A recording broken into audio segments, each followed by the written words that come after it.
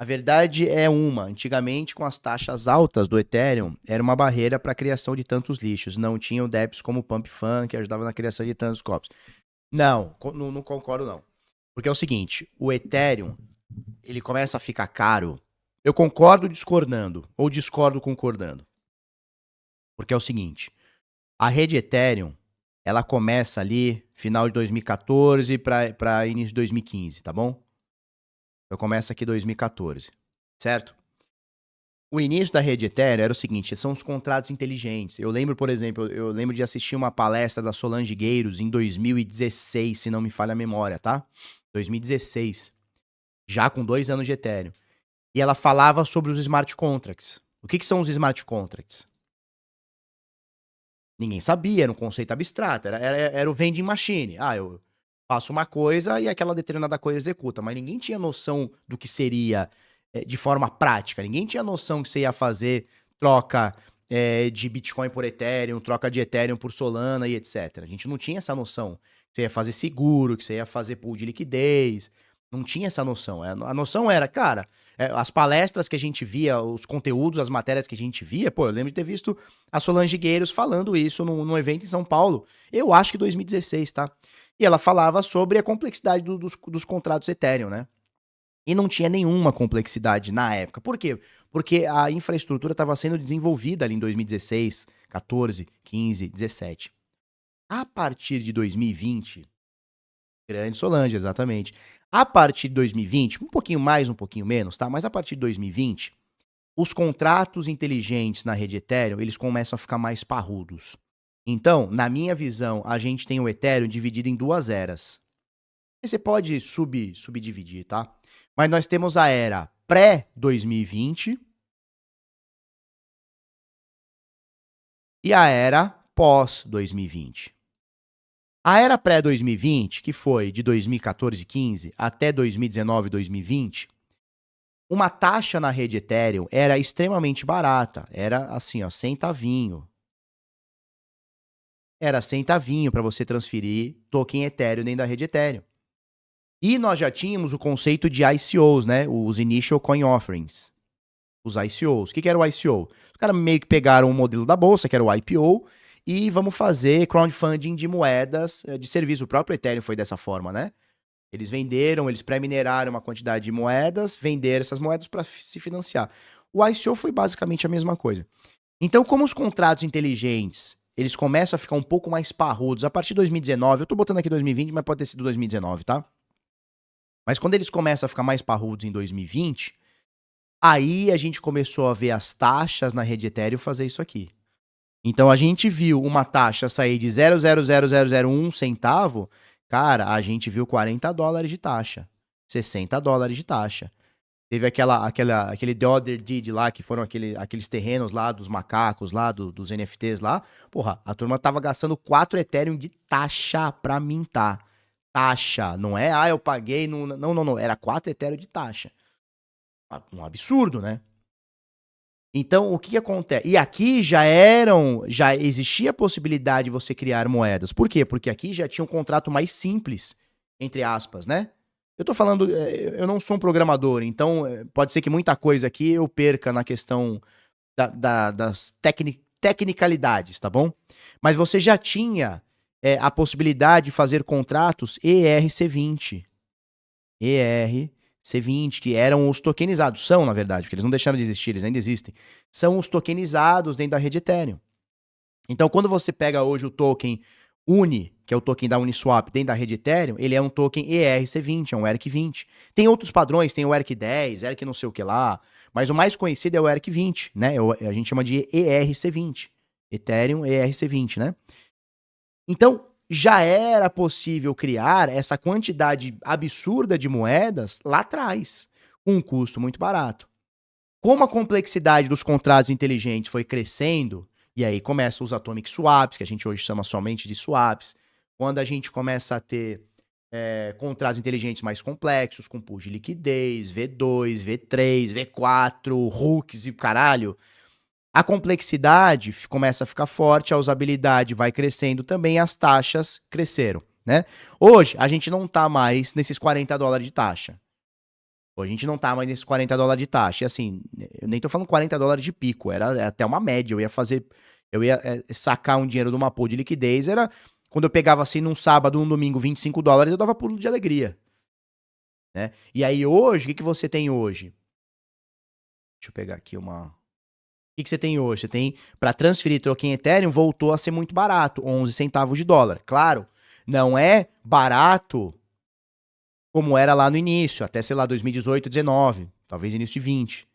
Não é mais 0,0001 centavo de dólar para você fazer uma transação. Agora são 11 centavos. Mas esses 11 centavos ainda são infinitamente mais baratos do que os $40, $20, 4 Ethereum que nós já vimos acontecer na rede. E não tô falando de pico, não. Um dia bateu $40. Não, era comum, né? A galera que tá aí no chat aí pode confirmar. A galera que usava aí até 2022, 2023 aí, é que o ano passado que eles fizeram uns blobs, fizeram umas coisinhas lá na rede Ethereum que melhorou bastante. Mas, e aí, cada vez mais segundas camadas e tal. Aí desafoga um pouquinho. Mas era comum a gente pagar 20, 30, 40, $60 numa transação. Então, eu entendo a rede Ethereum em duas eras. A era antes dos contratos inteligentes complexos e a era após os contratos inteligentes complexos. Então, assim, era muito barato. Quando eu digo muito barato, por exemplo, eu lembro de em 2019 ir viajar para os Estados Unidos e ainda não tinha os cartõezinhos Cast, Off-Ramp, Redot, não tinha esses cartõezinhos pra gente recarregar com cripto. Nesse aqui é um da Gnosis Pay, né? Não existiam esses cartões. Ou se existiam, na verdade até existia um ou outro, mas era mais complexo, era mais difícil. Qual que era a forma da gente fazer para gastar cripto internacionalmente? A gente utilizava um negócio chamado Bitrefill. O Bitrefill é um site, é uma empresa, na verdade, né? Uma startup, uma empresa, que ela recebe o teu Bitcoin e gera gift card para você. No final das contas, ela é uma corretora. Só que em vez de ela te entregar um dinheiro na sua conta do banco, ela te entrega um gift card. E, obviamente, ela cobra por isso. Então, era comum você viajar até 2020, 2021 e fora do Brasil, para você gastar cripto, se livrar de OF, não ter que pagar câmbio caro na casa de câmbio e não ter que andar com tanto dinheiro, era comum você levar na sua carteirinha um pouquinho de Bitcoin, um pouquinho de Ethereum, um pouquinho de USDT e usar esses gift cards, né? Para quem não tá ligado do que eu tô falando disso aqui, ó, bitrefill.com. Esse aqui é o Bitrefill, tá? Vamos entrar aqui no site rapidinho. Vamos botar aqui, por exemplo... Bom, deixa do jeito que tá. Você pode, por exemplo, no Brasil ir nas lojas Renner, no Carrefour, nos postos Shell, usar um Airbnb, na Shopee, entre outros, McDonald's, Outback, Açaí Atacadista. Como? Através de gift card. No Brasil, a gente não tem muita cultura do gift card, né? Mas fora do Brasil é bastante utilizado. Então, o que eu fazia? Eu pegava uma carteirinha, botava Dash, que eram as moedas rápidas e baratas da época, tá? Eu botava Dash, botava Litecoin. Litecoin não lembro de ter colocado não, mas eu botava Dash, botava Ethereum, botava USDT e botava Bitcoin. E aí eu ia num lugar, por exemplo, ia lá no Walmart ou na Target, já aceitava gift card? Aceitava. Então eu ia lá na compra, calculava mais ou menos, essa compra aqui vai dar $100. Eu ia lá no Bitrefill, gerava um gift card de $100, pagava com cripto, recebia o gift card, na hora que eu chegava lá no caixa, eu apresentava o gift card, a pessoa colocava lá e eu pagava minha compra com criptomoeda, sem pagar cartão de crédito, sem OF, sem aquela coisa toda, reporte, papapá. Esse aqui é muito bom, hein, Ícaro? Esse é muito bom, cara. Quem já viu esse vídeo é muito bom. O indiano pulsante. Bom, e eu lembro de ter usado Ethereum para fazer compras de gift card. Eu tenho certeza disso. Eu usei isso aí, cara. Entendeu? Por quê? Porque o Ethereum era mais rápido que o Bitcoin, muito mais rápido que o Bitcoin. A Lightning Network em 2019 já existia, mas não era talvez tão difundida como hoje, né? Não tinha tanta aceitação e tal. Então o Bitcoin era caro e principalmente demorado. Não era caro não, era demorado. Então cada bloco 10 minutos, né? Pelo menos. Na rede Ethereum, cara, um bloco era 15 segundos. É ainda, né? Se não mudar, é 15 segundos. Então, cara, tu gerava o gift card enquanto a pessoa tava passando as compras no caixa. Ó, quanto que deu? Deu R$110,90. Tu ia lá, R$110,90, transferia o dinheiro, pedia 5 segundos ali pra pessoa. Em 30 segundos, tava lá o gift card na mão, a pessoa passava. A turma da fila ficava um pouquinho chateada, mas 30 segundos, 1 minuto, exagerando assim, você resolvia. Então eu usei Dash e eu usei Ethereum para fazer isso. Por quê? Porque era extremamente barato. Hoje, daria para usar Ethereum? Até daria, porque diminuiu um pouco, né? Esses $40 hoje diminuiu para, como a gente viu ali, diminuiu para 11 centavos, por exemplo. Tá, vamos exagerar aqui, vamos dobrar o valor que tá agora, 20 centavos. Vamos triplicar, 30 centavos, né? Então hoje, para você fazer uma transação com alguma segurança, você vai pagar 30 centavos de dólar. Só que antes era tipo isso aqui, cara. Pegava um centavo, quebrava ele em 100, quebrava ele em 1000, era ridiculamente barato, né?